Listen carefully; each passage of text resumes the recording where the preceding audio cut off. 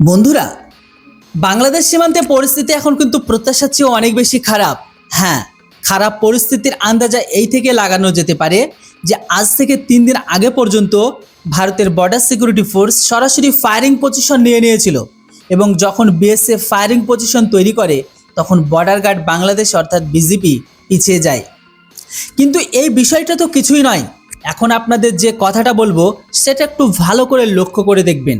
শুধুমাত্র এই 2 দিন আগেকার ঘটনা নয়, এর আগে যতগুলো বিএসএফ আর বিজিবির মাঝে ছোটোখাটো সংঘর্ষ বা ক্লাস হোক না কেন, সেখানে কিন্তু অবশ্যই আপনারা এই সিচুয়েশনটা দেখেছেন।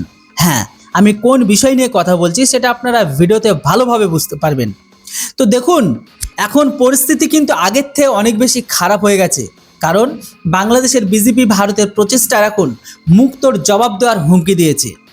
যদিও এখানে আপনাদের জানিয়ে রাখি, বাংলাদেশের বিজেপি স্থানীয় মিডিয়ার সামনে ভারতকে মুক্তোর জবাব দেওয়ার হুমকি দিলেও এই বাংলাদেশের বিজেপি নিজের সেনাবাহিনীর ইশারায় স্থানীয় জনগণকে মানব ঢাল হিসাবে ব্যবহার করছে। হ্যাঁ, ওই জন্য আপনারা যে কোনো ঝামেলা বিএসএফ বিজেপির মাঝে অবশ্যই আপনারা দেখবেন তাদের দেশের সাধারণ আশেপাশের গ্রাম্য অঞ্চলের লোকগুলোকে তারা সামনে রেখে তাদেরকে দিয়ে উস্কে দেয়, এমনকি তাদেরকে প্রোটেস্ট করে বা তাদেরকে সুরক্ষার ঢাল বানিয়ে বিএসএফের ওপর আর আমাদের দেশের সাধারণ জনতার ওপর হামলা করায়।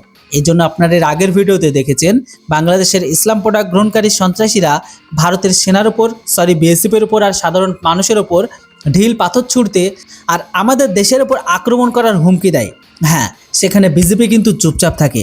যাই হোক, হাজার হাজার সংখ্যায় সীমান্তের কাছাকাছি থাকা বাংলাদেশের যে জনগণ ইসলাম প্রোডাক্ট গ্রহণকারী সন্ত্রাসীরা তারা বিজেপির সাথে মিলে বেশ আক্রমণাত্মক হয়ে উঠেছে। অর্থাৎ বিজেপি নিজেই নিজের সীমান্ত এলাকার জনগণকে মানব ঢাল বানাচ্ছে এবং ভিডিও রেকর্ডিং করাচ্ছে, যাতে বিএসএফ সাধারণ জনগণের ওপর কোনো ব্যবস্থা নিলে বাংলাদেশের সেই ভিডিও আন্তর্জাতিক মঞ্চে ট্রাম্প কার্ড হিসাবে দেখাবে বা দেখানো যেতে পারে এবং ভারত বিরোধী একটি ন্যারেটিভ ছড়াতে পারে। এখন এমন পরিস্থিতিতে বাংলাদেশের এই নিকৃষ্ট সেনাবাহিনীর ব্যাপারে আর কী বা বলা যায়, যারা নিজের দেশের জনগণকে তোপ হিসাবে ব্যবহার করছে। আর এটা এখন নয়, অতীতেও কিন্তু এমনটা করেছে, যার প্রেক্ষাপট বা যার ইতিহাস ঘাটলে আপনারা দেখতে পাবেন। কিন্তু এটা তো গেল বাংলাদেশের কথা, যারা সরাসরি লড়াই ভারতের সামনে কোথাও টিকতে পারে না। তাই এমন পরিস্থিতিতে বাংলাদেশ কেবল সেই সুযোগের সন্ধানে রয়েছে যেখানে তারা বিএসএফের এমন কোনো ভিডিও পায় যাতে তারা দুনিয়ার প্রোপাগান্ডা ছড়াতে পারে যে দেখো কিভাবে ভারতের বিএসএফ বাংলাদেশের জনগণের উপর অত্যাচার করছে, তাদেরকে গুলি করে মারছে। যদিও এখন প্রশ্ন হলো যে আসলে এমন পরিস্থিতির মোকাবিলা করার জন্য বিএসএফ কোন পদক্ষেপগুলো নিয়েছে। তো এখন আপনাদের এটাকে এক লাইনে বলে দিই যে বিএসএফ তাদের অ্যাটাক মেকানিজম অ্যাক্টিভেট করেছে। আর এই অ্যাটাক মেকানিজম অ্যাক্টিভেট হওয়া মানে হলো তো পরিস্থিতি অত্যন্ত মারাত্মক ও গুরুতর। এমন অবস্থায় যে কোনো সময় বড় আক্রমণের প্রয়োজন হতে পারে। তাই বিএসএফ তাদের অ্যাফেন্সিভ ফায়ার পাওয়ার মানে আক্রমণাত্মক ফায়ার পাওয়ার বাড়ানোর সিদ্ধান্ত নিয়েছে, যেখানে বিএসএফের আর্টিলারি উইং অর্থাৎ গোলন্দাজ বাহিনী মানে তোপখানা অ্যাক্টিভেট হয়ে গেছে। এখন যেমনটা আপনারা জানেন যে বিএসএফ আর সেনাবাহিনী দুজনের মধ্যে অনেক বড় পার্থক্য রয়েছে। বিএসএফ অর্থাৎ আধা সামরিক বাহিনী, কিন্তু তা সত্ত্বেও বিএসএফ দুনিয়ার সবচেয়ে বড় প্যারামিলিটারি ফোর্স।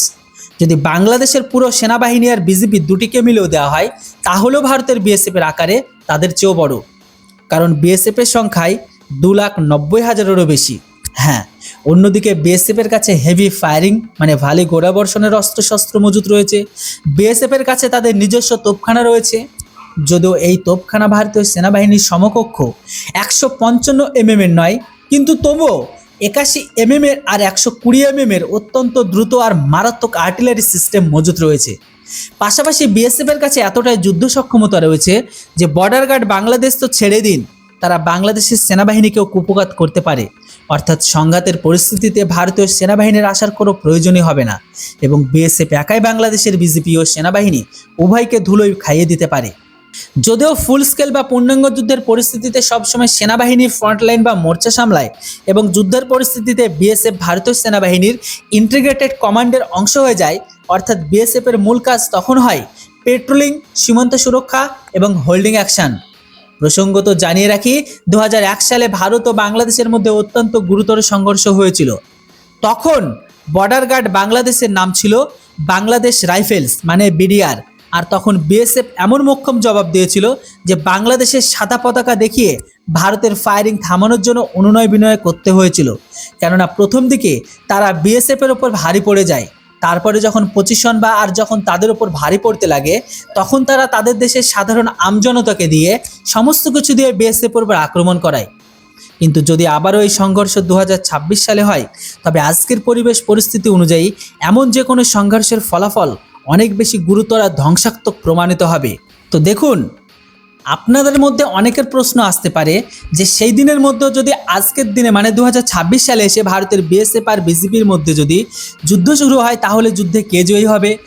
এর সাথে সাথে যদি এই যুদ্ধে বাংলাদেশ সেনাবাহিনী ভয়ে তাদের সাধারণ লোকগুলোকে ঢাল হিসাবে ভারতের সেনার সাথে যুদ্ধ করার জন্য নামিয়ে দেয় তাহলে এর পরিণতি কি হতে পারে আর ভারত তাকে কীভাবে বা কাউন্টার করবে? তো দেখুন, 2001 সালে বড়াইবাড়ির রৌমারী সীমান্তে সংঘর্ষের স্মৃতি আর বর্তমান 2026 সালে ভূ রাজনীতি ও সামরিক শক্তির সমীকরণ মাথায় রাখলে এই ধরনের কোনো সম্ভাব্য সংঘাতের ফলাফল কি হতে পারে তা সামরিক কৌশলগত দিক থেকে বিশ্লেষণ করা প্রয়োজন। হ্যাঁ, এখানে আপনাদের একটি জিনিস মাথায় রাখতে হবে, 2026 সালে বিএসএফ বনাম বিজেপির সংঘাত হলে এখানে যুদ্ধে কিন্তু আকাশ পাতাল পার্থক্য আসবে। কেননা তাত্ত্বিক আর কৌশলগতভাবে বর্ডার গার্ড বাংলাদেশের তুলনায় বর্ডার সিকিউরিটি ফোর্স, জনবল, এখনকার লজিস্টিক সাপ্লাই, ফায়ার পাওয়ার সব দিক থেকে বহুগুণ বেশি, মানে এক কথায় কোনো কম্প্যারিজন চলে না। বিএসএফ হচ্ছে পৃথিবীর বৃহত্তম সীমান্তরক্ষী বাহিনী, যার সক্রিয় সদস্য সংখ্যা 2.9 লাখেরও বেশি। অন্যদিকে বিজেপির সদস্য সংখ্যা আনুমানিক মাত্র 50 থেকে 70,000। এখানে যদি ফায়ার পাওয়ারের কথা বলি তাহলে বিএসএফের নিজস্ব আর্টিলারি উইং রয়েছে, যা সাধারণ সীমান্তরক্ষী বাহিনীর চেয়েও অনেক বেশি স্ট্রং। ভারতের বিএসএফের কাছে ভারী মোটার মানে 81 mm আর 120 mm এমনকি অত্যাধুনিক সার্ভেলেন্স সিস্টেম রয়েছে। বিজেপির কাছে এই স্তরের ভারী আর্টিলারি সাপোর্ট নিজস্বভাবে নেই। এর ফলাফল যদি শুধুমাত্র দুটি সীমান্ত বাহিনীর মধ্যে সীমাবদ্ধ কোনো লোকাল সংঘর্ষ হয় তবে বিএসএফ তার বিপুল ফায়ার পাওয়ার আর জনবলের মাধ্যমে বিজেপিকে যে কোনো ফ্রন্টে দ্রুত ব্যাকফুটে ঠেলে দেওয়ার ক্ষমতা রাখে। 2001 সালে বড়াইবাড়ির ঘটনাটি ছিল একটি নির্দিষ্ট ভৌগোলিক অবস্থানের আকস্মিক ফাঁদ, কিন্তু 2026 সালে প্রযুক্তির কারণে সারপ্রাইজ এলিমেন্ট পাওয়ার সুযোগ কম তাদের। কেননা সাধারণ জনগণকে ঢাল হিসেবে ব্যবহার করলে পরিণতি কি হতে পারে সেটা তো শুনে নিন। কেননা আন্তর্জাতিক যুদ্ধাপরাধ আইন অনুযায়ী সাধারণ জনগণকে সামরিক উদ্দেশ্যে মানব ঢাল হিসেবে ব্যবহার করা সম্পূর্ণ নিষিদ্ধ। যদি সীমান্তের উত্তেজনাপূর্ণ পরিস্থিতি হাজার হাজার সাধারণ মানুষকে বিজেপির সামনে ঠেলে দেয় বা তাদেরকে ঢাল করে তবে এর পরিণতি তাদের দেশের জন্য অত্যন্ত ভয়াবহ হতে পারে। কেননা আধুনিক যুদ্ধক্ষেত্রে স্বয়ংক্রিয় অস্ত্র আর ভারী মর্টারের সামনে সাধারণ মানুষের ঢাল কোনো সুরক্ষা প্রোভাইড করতে পারবে না। ভুলবশত বা উস্কানিমূলক ফায়ারিং শুরু হলে শত শত বেসামরিক মানুষের মৃত্যুর কোলে ঢলে পড়বে, এক কথায় বলতে পারেন লাশ বিছিয়ে পড়বে, যা একটি মানবিক বিপর্যয়কে ডেকে আনবে। কোনো পক্ষ যদি ইচ্ছাকৃতভাবে বেসামরিক মানুষকে যুদ্ধের মুখে ঠেলে দেয় তবে তা তাদের ভিডিও করে আন্তর্জাতিক মহলে সুবিধা নিতে চায়, তবে প্রাথমিক প্রচারণায় সুবিধা হলেও দীর্ঘমেয়াদ জাতিসংঘের তদন্ত এবং কি স্যাংশনের নিষেধাজ্ঞা মুখে পড়তে হবে। সেই দিকে আবার ভারতের আন্তর্জাতিক সমস্ত পদে বা সমস্ত ক্ষমতায় বা রাজনৈতিক মহলে ভারতের ডিপ্লোমেসি অনেক বেশি স্ট্রং, যেখানে ভারতের আশেপাশেও টেকে না বাংলাদেশ। ভারতের বিরুদ্ধে কোনো কিছু করার আগে বাংলাদেশের সেই সমস্ত নিষেধাজ্ঞা বলুন বা কোনো আন্তর্জাতিক চাপের মুখে ভারত কখনোই পড়বে না। হ্যাঁ, তাই ভারত এই মানব ঢাল নীতিকে কীভাবে কাউন্টার করবে? তো দেখুন, ভারত যদি দেখে যে সীমান্তের উপরে সাধারণ মানুষকে সামনে রেখে আক্রমণ বা উস্কানি দেওয়া হচ্ছে তবে বিএসএফ সরাসরি প্রাণঘাতী অস্ত্রাগার ব্যবহার ফার্স্টে করবে না, কেননা বেশ কিছু আধুনিক কৌশল ও পদক্ষেপ নেবে। যেমন প্রথমে তাদের উপর নন লেথাল ওয়েপন ব্যবহার। সাধারণ মানুষের জমায়েত ছত্রভঙ্গ করতে বিএসএফের কাছে টিয়ার গ্যাস বা কাঁদানো gas, stun grenade, water cannon, pepper spray এমনকি রবার বুলেট ব্যবহার করবে। সাধারণত এগুলো সাধারণ মানুষের পড়লে অনেকটাই প্রাণদায়ী। হ্যাঁ, এতে মানুষের মৃত্যু হবে না, কিন্তু তারা সীমান্ত থেকে পিছু হটতে বাধ্য হবে। ভারতের ড্রোন আর হাই ডেফিনেশন ক্যামেরার মাধ্যমে ওপার থেকে কারা সাধারণ মানুষকে জোর করে বা উস্কানি দিয়ে সামনে পাঠাচ্ছে তার লাইভ রেকর্ডিং বা ডকুমেন্টেশন তৈরি করবে। বাংলাদেশ যদি কোনো ভিকটিম কার্ড বা ভারত বিরোধী ন্যারেটিভ তৈরি করতে চায় তবে ভারত এই ডিজিটাল প্রমাণ আন্তর্জাতিক মিডিয়া জাতিসংঘের সামনে তুলে ধরার জন্য ছোট্ট একটা যে কোনো ক্লিপই যথেষ্ট। তাদের এই প্রোপাগান্ডাকে নাসচাঁত করে দেবে। এরপরেও যদি তারা ভারতের বিরুদ্ধে সাধারণ মানুষকে দিয়ে আক্রমণাত্মক বা তার থেকেও ভয়ঙ্কর কোনো আক্রমণ করার চেষ্টা করে তাহলে ভারতের যে সমস্ত ডেডলি ওয়েপনগুলো আছে তার আঘাতে তাদের মৃত্যু নিশ্চিত। হ্যাঁ, কেননা আর্টিলারির পেছনে কমান্ড পোস্ট টার্গেট করা যেটাকে যে কোনো মানব ঢালকে কয়েক মুহূর্তের মধ্যে সেটাকে ধূলিসাৎ করে দেবে। মানব ঢালকে আঘাত না করেও বিএসএফ তাদের লং রেঞ্জ 81 আর 120 মর্টার দিয়ে সাধারণ মানুষের পেছনে সরিয়ে থাকা বিজিবি বা সেনাবাহিনীর বাংকার ও কমান্ড পোস্টগুলোকে নিখুঁতভাবে টার্গেট করতে পারবে। এর ফলে পেছনের মূল চালিকা শক্তি ভেঙে পড়বে। সীমান্তে সংঘর্ষ দীর্ঘায়িত হলে ভারত তাৎক্ষণিকভাবে সীমান্ত বাণিজ্য, পোর্ট, ট্রানজিট সব কিছু বন্ধ করে দিতে পারে, এমনকি সাপ্লাই চেন সম্পূর্ণ বন্ধ। এবার যদি সব শেষে মূল কথায় আসি, 2001 আর 2026 সালের মধ্যে প্রযুক্তির আকাশ পাতাল তফাৎ। আজকের দিনে যে কোনো সংঘাত কেবল বন্দুকগুলোতে নয়, বরং ইনফরমেশন ওয়ারফেয়ার মানে তথ্যযুদ্ধ আর প্রযুক্তির মাধ্যমে নিয়ন্ত্রণ হয়। ফলে এই ধরনের সংঘাত ভারতের সামরিক ও কৌশলগত সুবিধায় বেশি থাকবে, বাকিটা তাদের ইচ্ছা। তবে যেটাই হোক বন্ধুরা, সবটাই আপনারা দেখেছেন, এর উপর আপনাদের কি মতামত সেটা অবশ্যই কমেন্ট বক্সে লিখে জানান। Thanks for watching. জয় হিন্দ, বন্দে মাতরম।